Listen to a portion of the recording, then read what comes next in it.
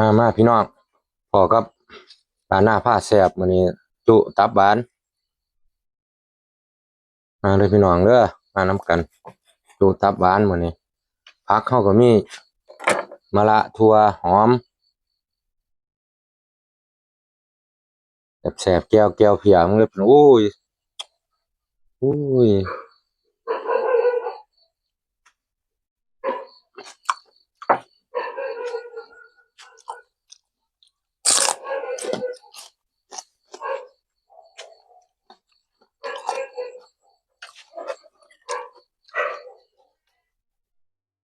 ฝากกดไลค์กดแชร์กดติดตามหน่อยเด้อพี่น้อง